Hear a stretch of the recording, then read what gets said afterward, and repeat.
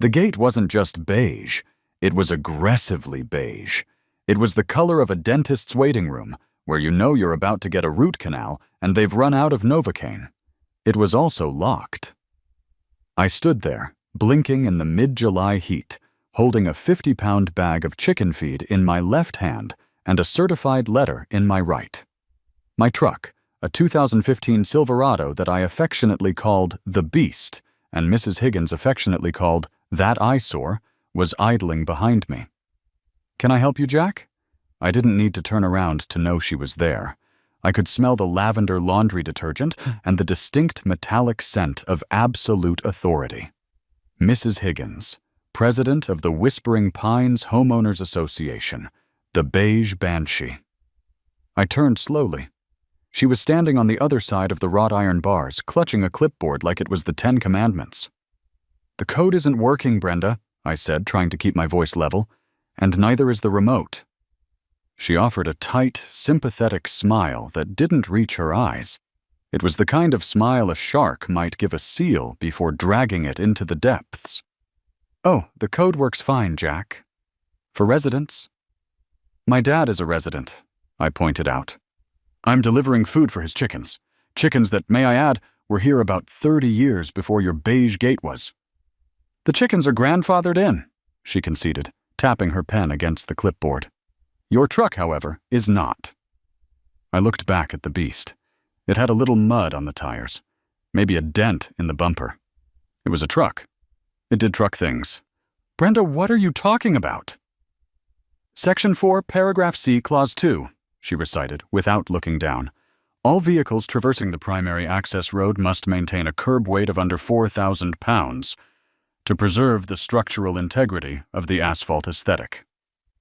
Also, Section 9 regarding visual harmony. Your truck is distinctively inharmonious. Inharmonious? I dropped the chicken feed. A puff of dust settled on my boots. "It's a pickup truck. It's American steel. It's harmonious with the concept of doing actual work.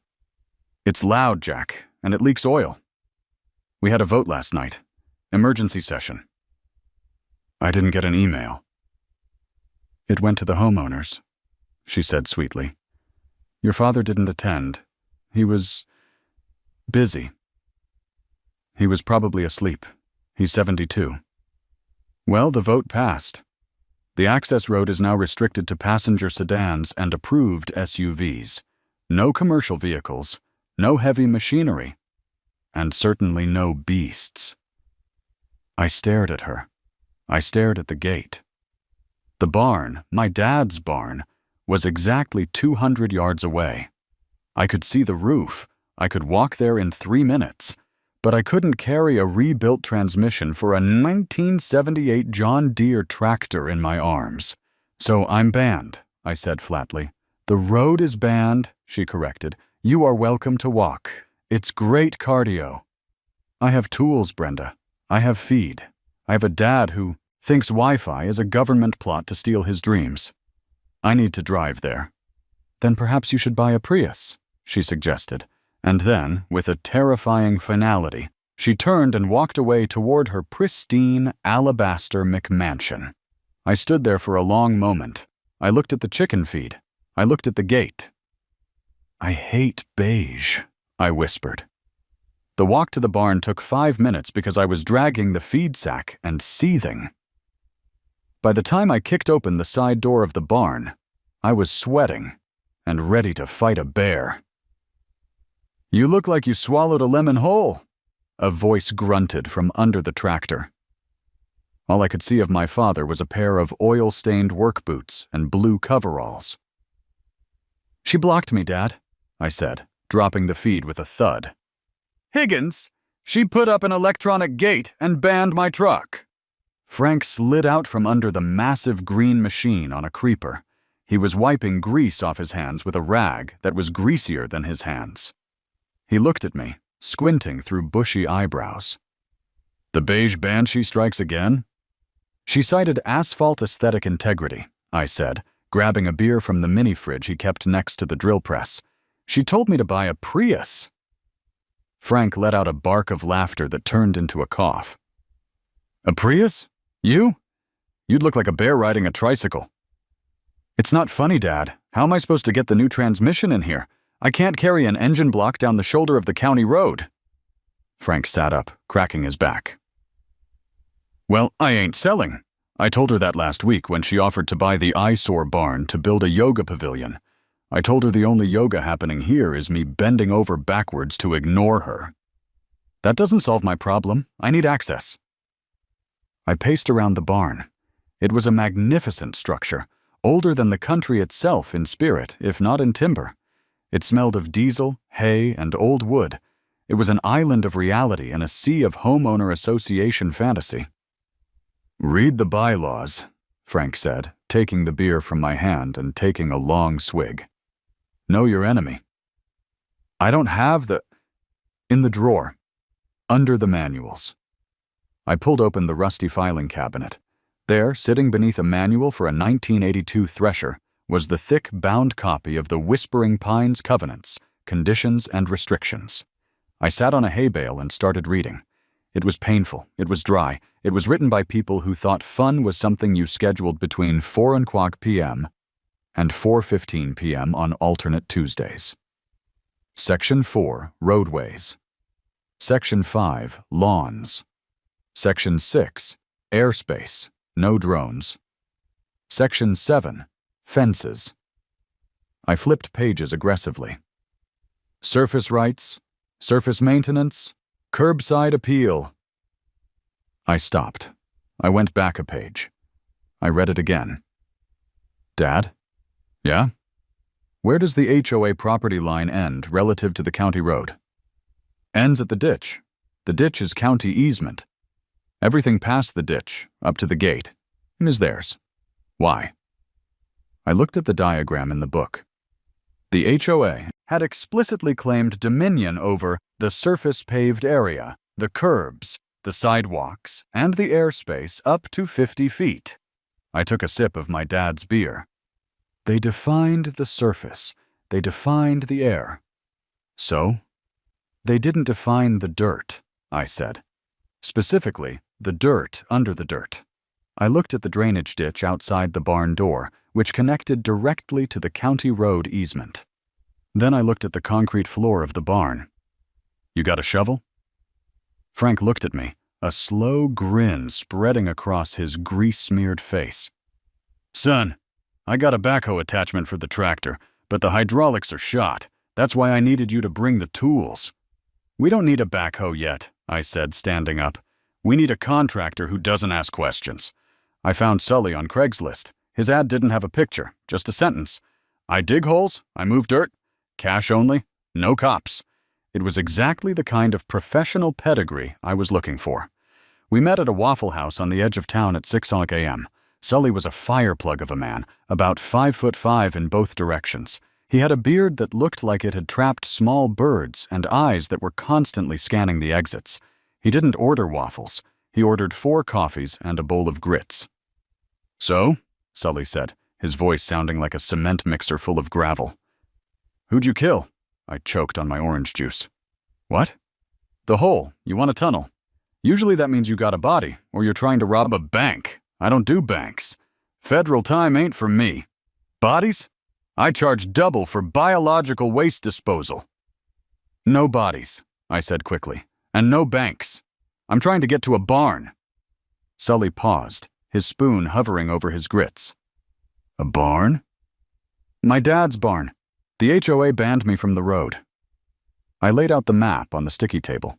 I showed him the county road, the drainage ditch, the 200 yards of pristine St. Augustine grass owned by the HOA, and the barn.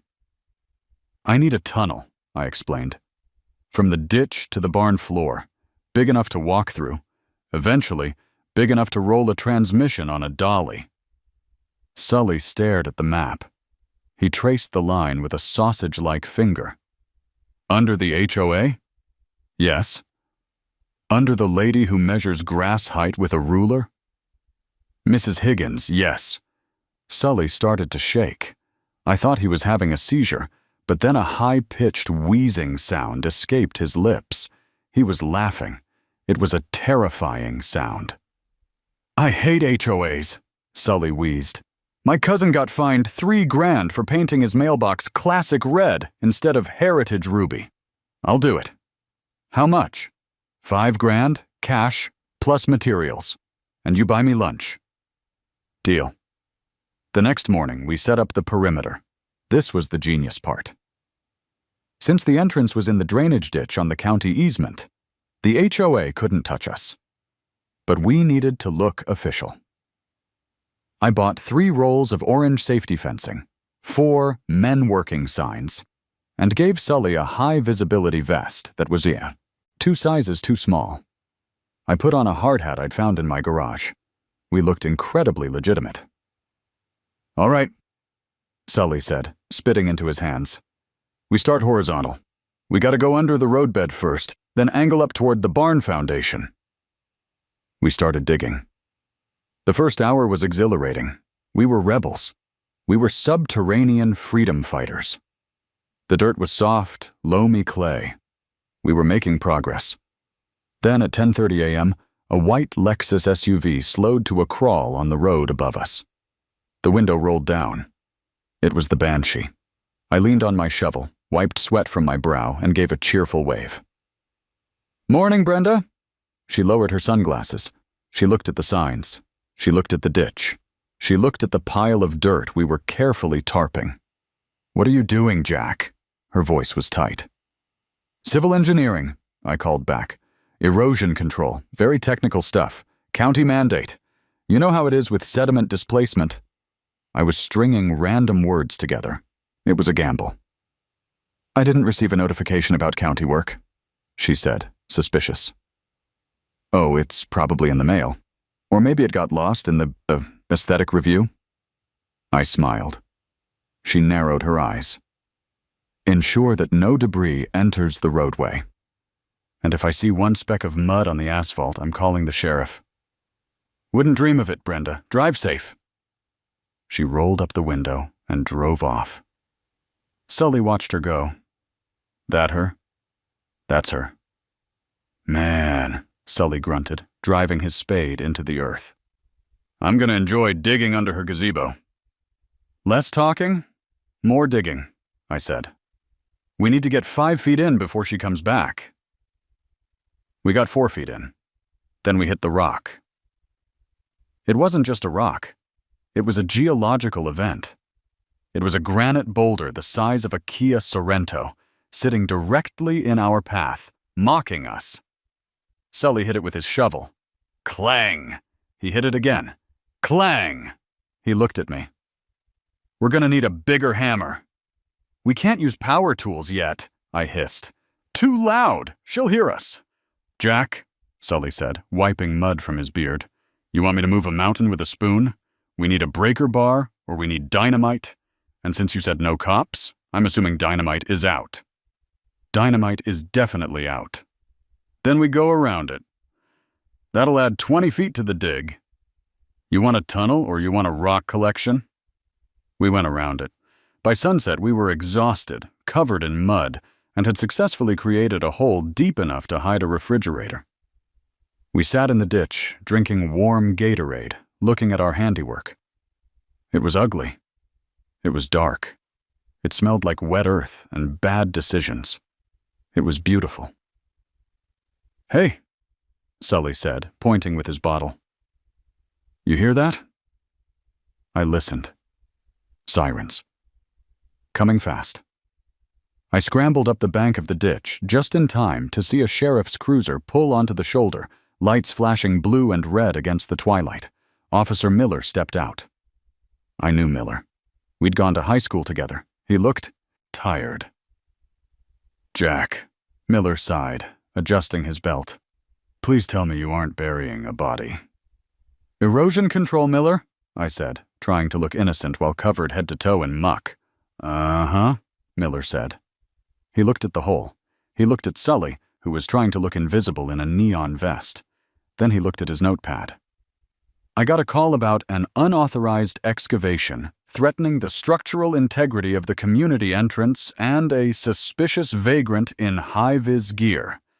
Sully isn't a vagrant, I said. He's a specialist. Specialist in what? Subterranean logistics. Miller rubbed his eyes. Jack, is this about the gate? Frank told me about the gate. It's about freedom, Miller. And drainage. Mostly drainage. Miller walked to the edge of the ditch. He peered into the gloom of our tunnel entrance. He looked at the HOA gate, then back at us. He hated Ms. Higgins almost as much as I did ever since she cited his patrol car for excessive idling while he was writing a ticket. Technically, Miller said slowly, the ditch is county, as long as you don't undermine the road surface. We're going deep, Sully piped up. Real deep. Miller suppressed a smile. Right, well, I don't see any violation here, just 2 men. Mitigating erosion. He turned back to his car. But Jack? Yeah? If she calls me again about noise, I have to come back. Keep it down. You got it, Miller. As he drove away, I turned to Sully. He was grinning. We got the law on our side, Sully said. Now, let's go rent that excavator. Renting an excavator is alarmingly easy. You need a credit card, a driver's license, and the ability to look a man in the eye and say, I know what I'm doing, even when you clearly do not. The machine was a Kubota K0083. It was compact, orange, and adorable in the way a baby hippo is adorable. Small, but capable of crushing you against a wall if you aren't careful. It's a micro-excavator, the rental guy, a man named Earl who chewed unlit cigars, told us. Fits through a standard doorway. Digs 7 feet deep. Don't tip it over. Has anyone ever tipped it over? I asked. Tuesday, Earl grunted. Guy tried to dig a koi pond on a 40-degree slope. Now he has a koi slide. We towed it back to the site behind the beast. Sully looked at the excavator with pure lust. She's beautiful, he whispered. I'm going to name her Betsy. Betsy is loud, Sully, I pointed out as we unloaded it into the ditch. We fire this up, and Higgins is going to hear it from her sunroom. Sound travels. Then we muffle it, Sully said, patting the roll cage. How? Hay bales, and egg crates, and maybe a mattress. We spent the next 3 hours engaging in what I can only describe as redneck acoustical engineering. We built a shed over the tunnel entrance using plywood, tarps, and about 40 bales of hay I borrowed from Frank's barn. To the casual observer, it looked like a very depressed nativity scene. Inside, we lined the walls with old carpet scraps and egg cartons. Moment of truth, Sully said. He turned the key. The diesel engine roared to life. Clack, clack, clack, roar. Inside the shed, it was deafening.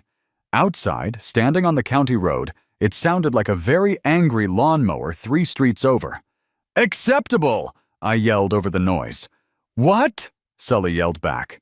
I said it's acceptable. Dig! The progress was immediate.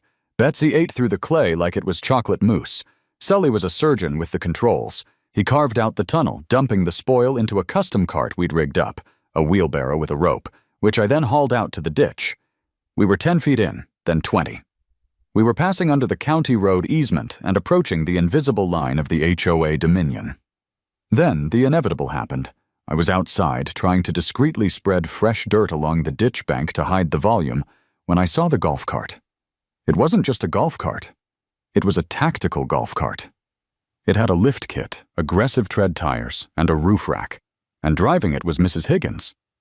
She pulled up to the edge of the ditch, the electric motor whining to a halt. She stepped out, holding her phone. On the screen was a decibel meter app. Jack, she shouted. I signaled Sully to kill the engine. The silence that followed was heavy. Afternoon, Brenda, I said, leaning on my shovel. Nice wheels. Going off-roading? I am investigating a noise complaint, she said, thrusting the phone toward me. I registered 65 decibels from my patio.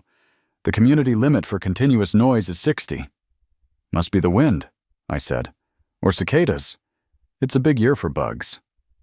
Cicadas do not sound like a diesel engine, Jack. What is in that shed? She pointed a manicured finger at our hay bale fortress. It's a generator, I lied smoothly. We're testing it. Testing a generator? In a ditch? It's for charity, I improvised. Orphans. We're refurbishing vintage generators for orphans in warmer climates. They need power for their fans. She stared at me. Her eyes scanned the hay bales, the tarp, and the mud on my face. She knew I was lying. She just couldn't prove how. The bylaws strictly prohibit the operation of industrial machinery within 500 feet of a residence, she said. Technically, Brenda, I'm on county land. This ditch is under the jurisdiction of the Department of Public Works. Your bylaws stop at the grass line. I pointed to the perfectly edged line of St. Augustine grass 3 feet away. She took a step forward, her toe hovering over the grass line. If that noise continues, I will petition the board for an injunction against nuisance activities adjacent to the community. You do that, I said. And while you're at it, you might want to check Section 12 regarding harassment of county-sanctioned erosion specialists. I think the fine is pretty steep. She glared at me, turned on her heel, and marched back to her golf cart.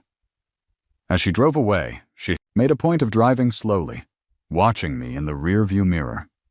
I went back into the shed. She gone? Sully asked. She's gone. But we're on a clock. Full throttle, Sully. We need to be under the gazebo by Tuesday. By day 4, the tunnel, which we had christened the Freedom Tube, had taken on a life of its own. It was 4 feet wide and 6 feet high, shored up with 4x4 posts and plywood headers every 3 feet. It smelled of damp earth, diesel exhaust, and the spicy Italian sub Sully insisted on eating for lunch. We had run an extension cord from the generator, stringing up Christmas lights along the ceiling. It gave the whole place a festive, subterranean speakeasy vibe. We had a cooler full of Gatorade and Dr. Pepper. We even had a designated thinking chair, an overturned bucket, for when we hit an obstruction. We were roughly 50 yards in. By my calculations, we were directly beneath the common area, a manicured park in the center of the neighborhood that featured a white gazebo, a koi pond, and a statue of a cherub peeing into a fountain. Hold up, Sully said, stopping the excavator. What is it? Ground's changing. We're hitting sand pockets. It's unstable. He pointed to the ceiling. A trickle of sand was hissing down between the shoring boards. Can we shore it up? Yeah, but the vibration is the problem. This sand transmits vibration like a drum. If I hammer too hard down here, things are going to shake up there. How much shake? Sully shrugged. Maybe a little rattle. Maybe we tip over a bird bath. Keep going. Just go gentle. Sully did not go gentle. He was a man of vigor. That evening, I decided to attend the monthly HOA town hall meeting. I needed to gauge the enemy's awareness. I washed the mud off, put on a collared shirt, and walked through the front gate, using the pedestrian code, which Higgins hadn't revoked yet. The meeting was held in the community center, a building that smelled of floor wax and judgment. There were about 30 residents there, sitting on metal folding chairs. Mrs. Higgins sat at the front, behind a table draped in a beige tablecloth. Next item on the agenda, Higgins announced, adjusting her reading glasses. The tremors. A murmur went through the room. A man in the second row, Mr. Abernathy, stood up. He was wearing a sweater vest, despite it being 80 degrees out. It knocked over my gnome, Abernathy shouted, his voice trembling. My rare Bavarian garden gnome fell right off its pedestal at 2:00 p.m. today, smashing into pieces. And my dog has been barking at the floor, a woman in the back added. Barking at the carpet, like there's a ghost. It's not ghosts, Higgins said, her eyes scanning the room until they landed on me. I suspect it is distinctively human activity. I raised my hand. Yes, Jack? She sighed. Has the board considered fracking? I asked innocently. The room went silent. Fracking? Abernathy asked. Hydraulic fracturing, I said, standing up and adopting my most serious voice. I read an article. The county next over just approved some test sites. Shockwaves travel miles through the bedrock. It causes micro-earthquakes. That's ridiculous, Higgins snapped. There is no fracking in this county. That's what they want you to think, I said. Big oil is sneaky, Brenda. They drill horizontal. They could be miles away, drinking your milkshake right now. I saw the panic set in. These were people who believed 5G towers caused gluten intolerance. The idea of secret oil drilling was like catnip to them. "My water did taste funny yesterday," someone whispered. "And I heard a humming noise," another shouted. That was definitely Betsy.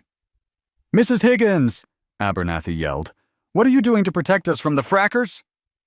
I'm doing nothing because it's not happening," Higgins stammered, losing control of the room. "Typical," I shouted. "The board ignores the real threats while persecuting innocent truck owners. We demand a geological survey." "Yes, a survey," the crowd chanted. Higgins looked ready to explode. She banged her gavel. "Order, order! I will look into the county permits. Next item." I sat back down, hiding a smile.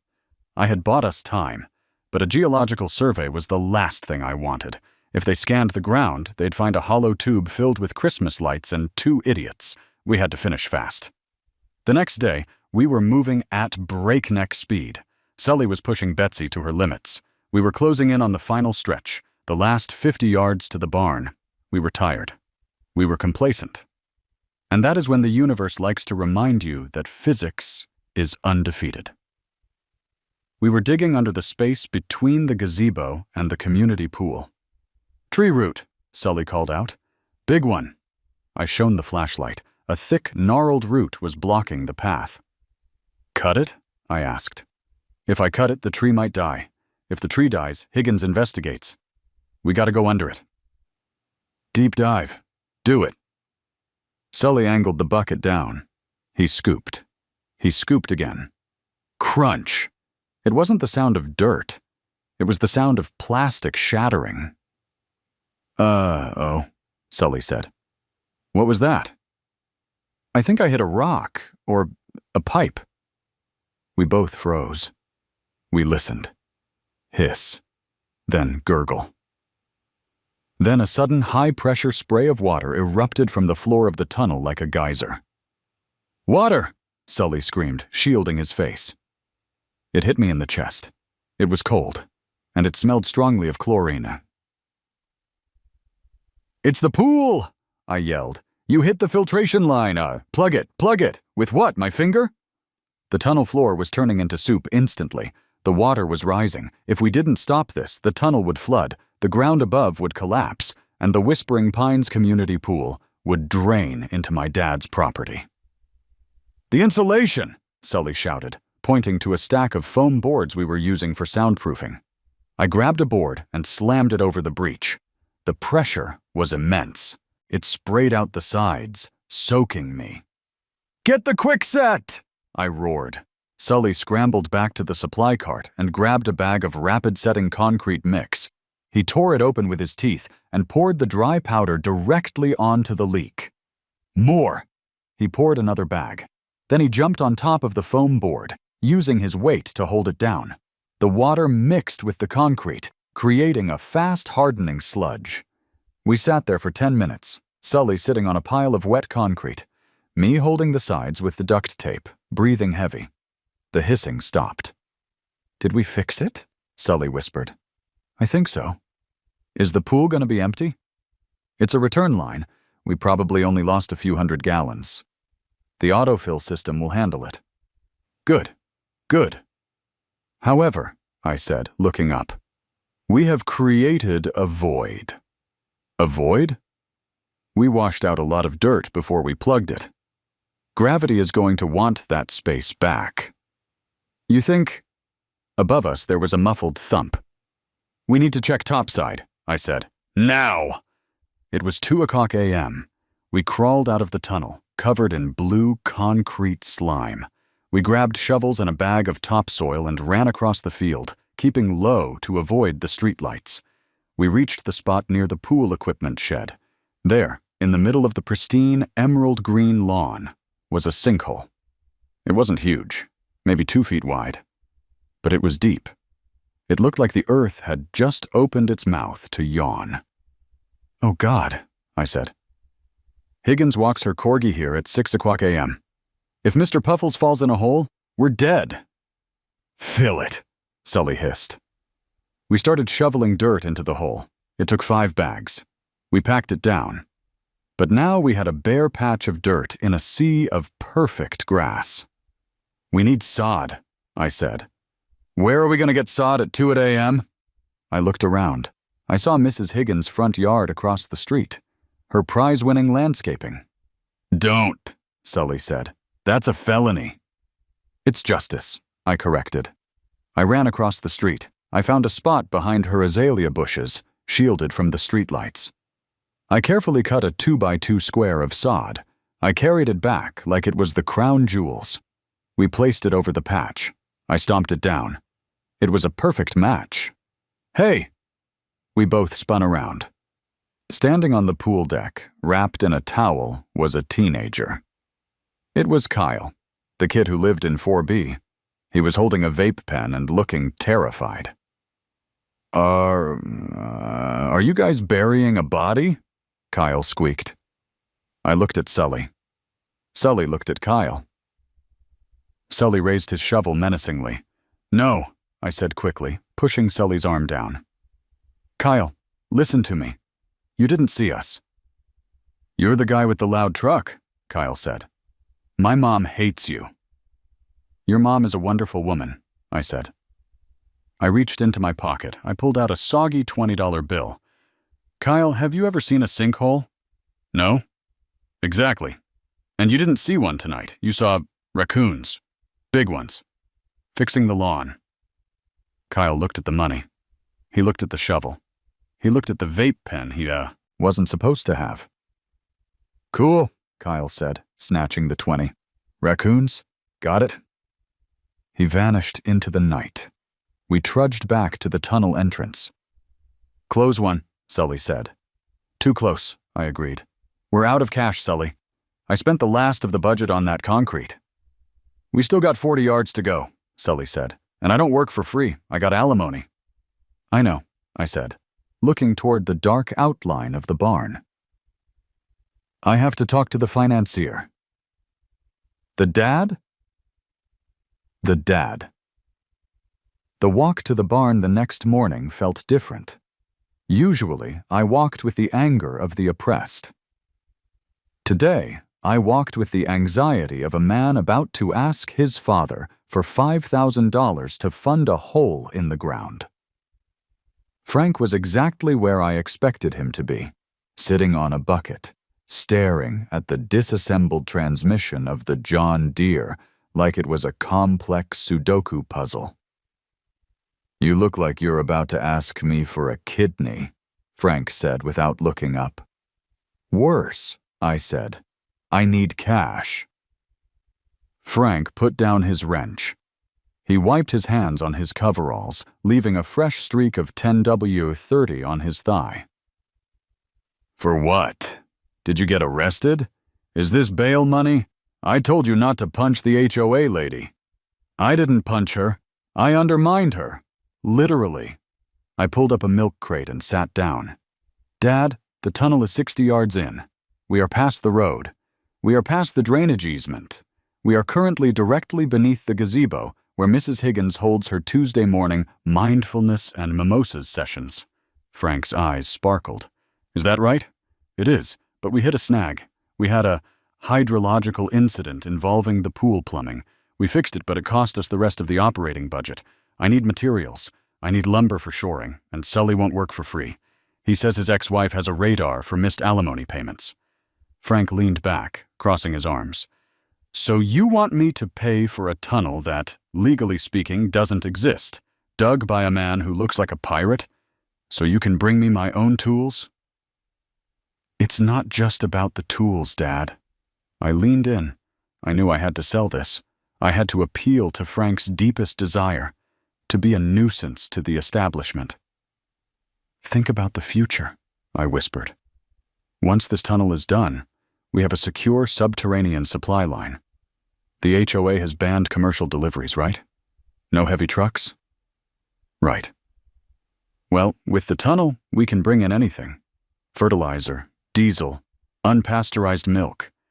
We could smuggle in a whole cow if we greased it up enough. We become a sovereign nation, Dad, an island of freedom in a sea of beige tyranny." Frank stared at me. He chewed on his lip. Then slowly, he reached into his back pocket and pulled out a leather wallet that was held together by duct tape and hope. "I've got a stash," he said. "Was saving it for a rainy day. Or a new tractor seat. But this sounds better." He handed me a wad of cash that smelled like peppermint and old receipts. "Get it done. And Jack? Yeah? Make it wide enough for a keg. I want to host a party when you break through." With the infusion of angel investor capital, the operation went from desperate scramble to industrial revolution. Sully and I went shopping. We didn't just buy lumber, we bought technology. Specifically, we bought a used conveyor belt system from a bakery that was going out of business. "It's for dough," the bakery owner had told us. "But it should handle dirt." It did handle dirt. It handled it beautifully. We set it up in segments. Now, instead of me running back and forth with a wheelbarrow like a medieval serf, Sully would dig, dump the dirt on the belt, and it would hum along the tunnel ceiling, depositing the spoil directly into the camouflage tent in the ditch. "This is living," Sully said, watching the dirt fly by. He had installed a cup holder on the excavator. We made 20 feet that day, then 30. We were flying. But hubris always invites nemesis. On Thursday, I was topside, spreading the spoil, which we were now disguising as berm reinforcement along the ditch, when I saw a truck pull up. It wasn't Higgins. It was a white Ford F-150 with precision surveying on the side. A man got out. He set up a tripod. He aimed a laser theodolite directly at our ditch. I keyed my walkie-talkie. "Sully, red alert. Shut it down." The conveyor belt whirred to a halt. I walked over to the surveyor. "Afternoon, you lost?" "Checking property lines," the man said. He was bored. He didn't look like a hired gun, but he was definitely working for the enemy. "HOA president ordered a verification of the easement boundaries. She thinks the ditch is encroaching on the common area." He looked at the ditch. He looked at the suspiciously large pile of fresh dirt. "That's a lot of sediment." "Storm runoff," I said quickly. "Big storm last week." "Didn't rain last week."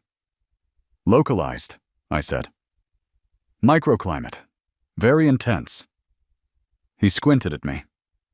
"I need to shoot the grade at the bottom of the ditch." If he went into the ditch, he would see the tent. He would see the conveyor belt. He would see the tunnel. "You can't," I said. "Why not?" "Flash flood warning." "It's sunny. There isn't a cloud in the sky." "Upstream," I said, pointing vaguely toward the mountains, which were 200 miles away. "Dam release. Very dangerous. County Ordinance 44B. No personnel in the drainage channel during release hours." He looked at his watch. "I've never heard of that." "It's new. Look, I can't stop you, but if you get washed away, the paperwork is going to be a nightmare for me, and I hate paperwork." While I was talking, I had my hand behind my back, frantically texting Frank. "Turn on the irrigation. All of it. Aim at road." The surveyor took a step toward the ditch. "I'll take my chances." At that exact moment, a high-pressure stream of water arched over the hedge of my dad's farm. Frank had fired up the agricultural sprinklers, the big ones used for corn. But he hadn't aimed them at the corn. He had aimed them at the road. A deluge of water hammered the asphalt, cascading down the slope and rapidly filling the ditch with muddy, churning water. "There it is," I shouted, jumping back. "The release! Run for your life!" The surveyor grabbed his tripod and scrambled up the bank as the water rushed past, swirling around our camouflaged tent but thankfully obscuring the entrance. "Crazy," the surveyor muttered, wiping water off his shirt. "You were right." "I take erosion very seriously," I said solemnly. He packed up his truck. "I'll come back next week, when it's dry." "Next week is fine," I said. "Next week, we'll be gone." We were in the final stretch. According to my calculations, which involved a tape measure and counting my own steps above ground, we were 10 feet away from the barn's foundation. The tunnel was a masterpiece. It was 75 yards of shored-up, illuminated, ventilated defiance. Sully had even hung a calendar, featuring vintage tractors, on one of the support beams. "We're gonna hit concrete soon," Sully said, patting Betsy's dashboard. "Then we need the breaker." "I have a jackhammer lined up," I said, "but we have a problem." "Another one?" "Topside. There's a guy in a hard hat walking around with Higgins. And he's not a surveyor. He's county." I had seen them from the barn loft. Mrs. Higgins was pointing aggressively at the ground, then at the barn, then at the ditch. She had called in the big guns, code enforcement. "If he comes down here," Sully said, "we're cooked. Unpermitted excavation, non-code electrical, no emergency exit. They'll bury us in here."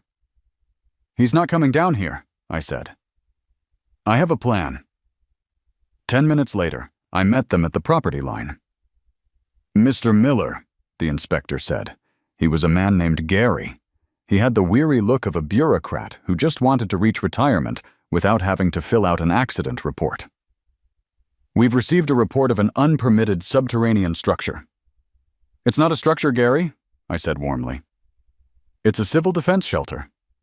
Gary blinked. "A what?" "Civil defense. Cold War era. My dad found old blueprints. We're restoring it. You know, with the global geopolitical climate being what it is, one can never be too careful." Mrs. Higgins scoffed. "He's lying. He's digging a tunnel to his father's barn because he's too stubborn to walk." "Brenda, please," I said, looking hurt. "This is about national security." Gary looked at his clipboard. "Civil defense shelters. That's actually a gray area. Technically, they fall under federal jurisdiction if they're designated fallout zones. Do you have a designation?" "Pending," I said. "But Gary, I'd love to show you, really. I'm proud of the shoring." I gestured toward the ditch. "Right this way." I took a step, then stopped. I turned back to Gary, my face filled with sudden concern. "Oh, actually, do you have your respirator?" Gary paused. "My what?" "Respirator, filter, cartridges. The radon levels down there are spicy." "Spicy?" "Off the charts," I whispered. Geiger counter was clicking like a tap dancer on speed. Plus we disturbed a pocket of, I want to say swamp gas, but it smells more like sulfur and ancient decay. I've been holding my breath a lot. I coughed dramatically. It was a wet, rattling cough. Gary took a step back. Bureaucrats fear two things: lawsuits and lung disease. I don't have my hazmat gear with me," Gary said. "Oh, that's a shame," I said. "I really wanted you to inspect the header beams. I think they're up to code, but with the methane buildup, who knows?" Mrs. Higgins was turning purple. "He is making this up. Go in there. Do your job." Gary looked at the dark, muddy hole. He looked at me, coughing into my sleeve.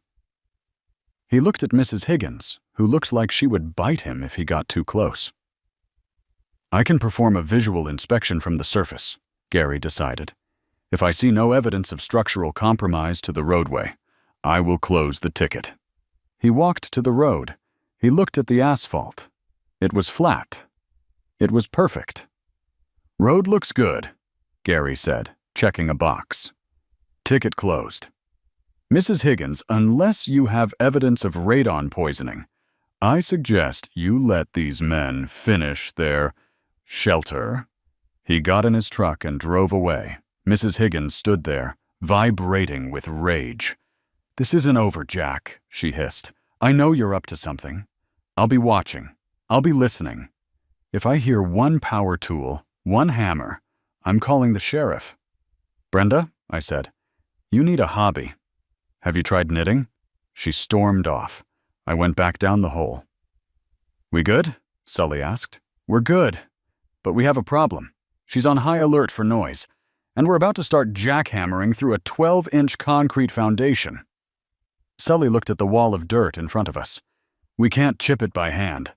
No, we need cover fire. I pulled out my phone and checked the weather app. Perfect, I said. What? Thunderstorm rolling in tonight. Severe. Heavy thunder. And it's July 3rd. So? So the HOA does their annual fireworks safety test tonight. Between the thunder and the explosions, we'll have a window. The storm hit at 9 o'clock. It was a proper summer gully washer. Thunder rattled the fillings in my teeth. Simultaneously, down at the community center, the HOA board was setting off test fireworks to ensure they were auditorily appropriate for the holiday. Boom! Crack! Rumble!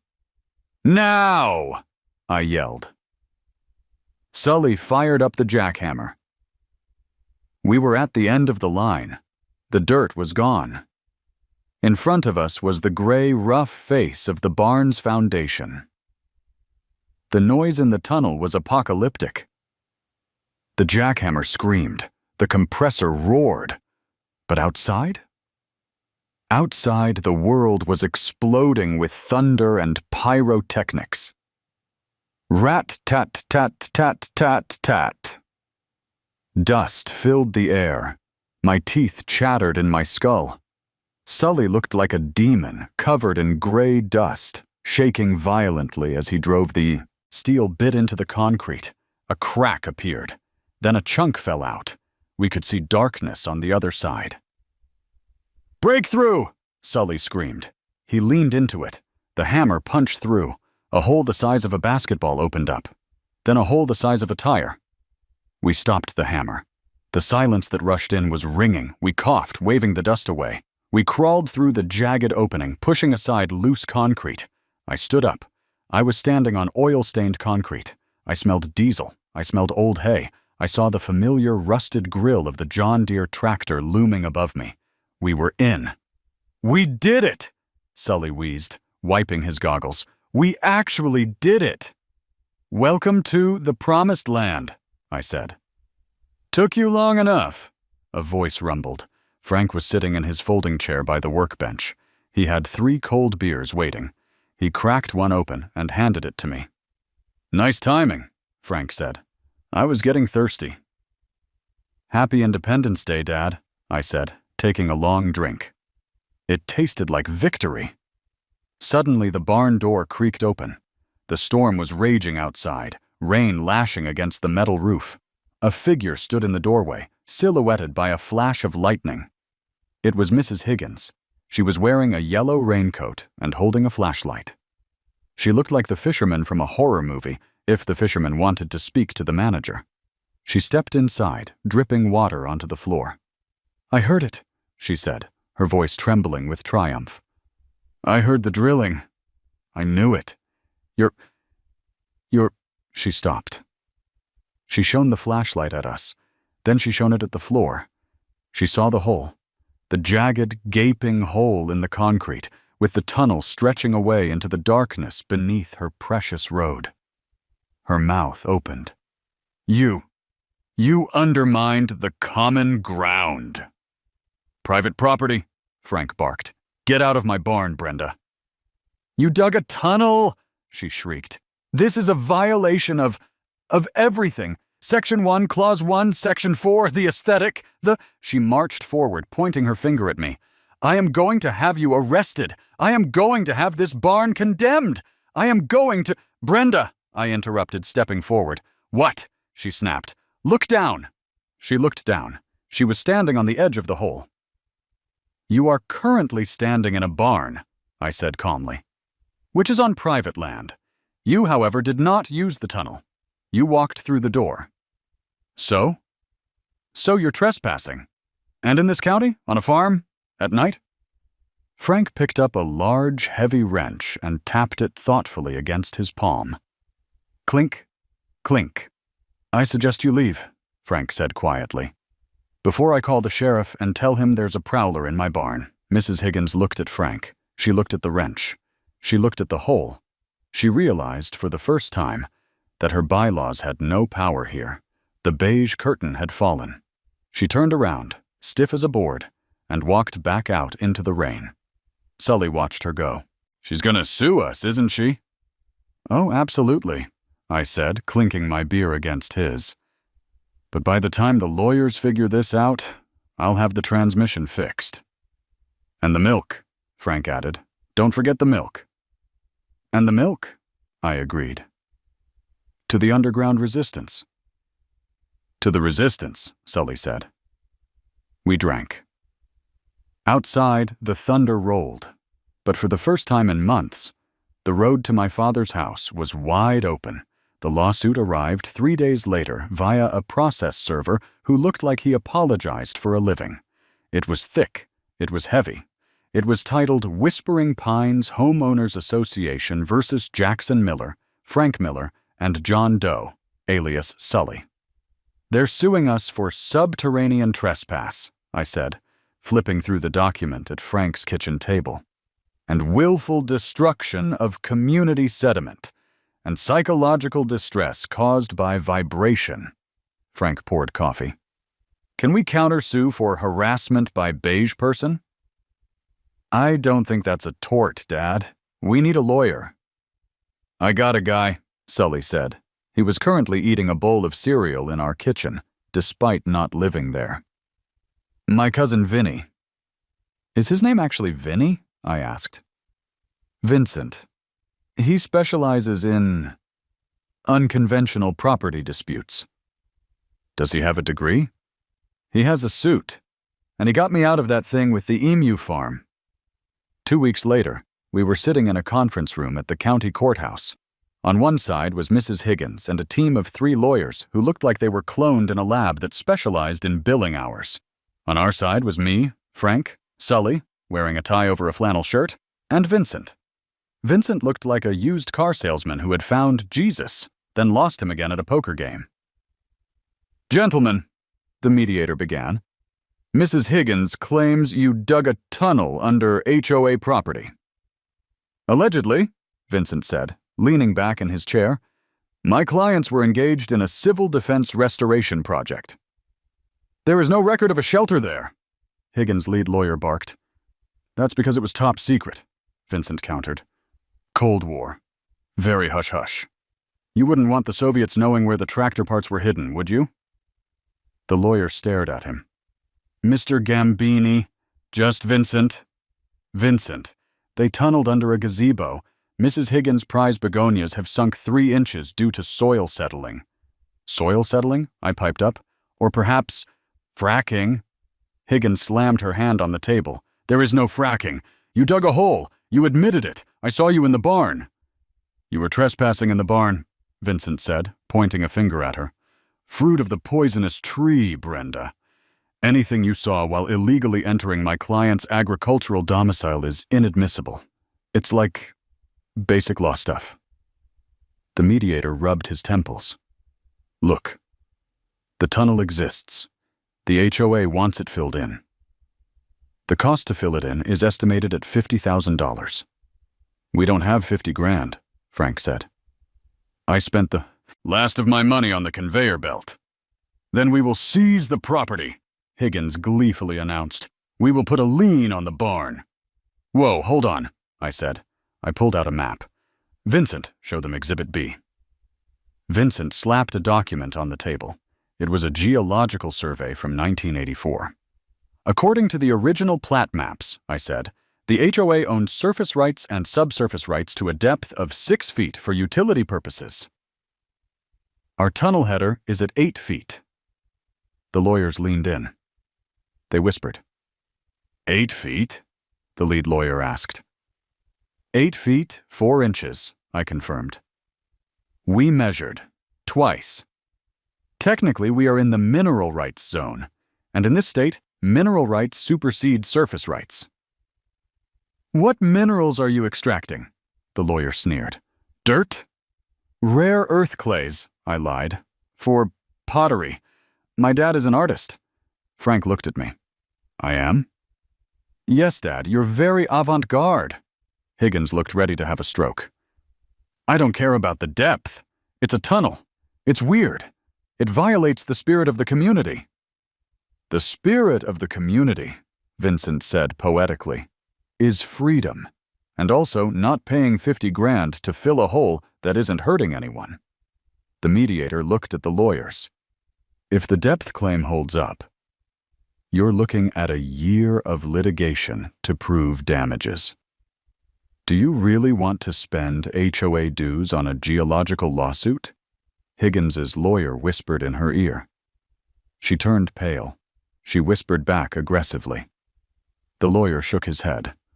Fine, Higgins spat. We will settle. We're listening, I said. The tunnel stays, the lawyer said, but it must be inspected by a structural engineer at your expense.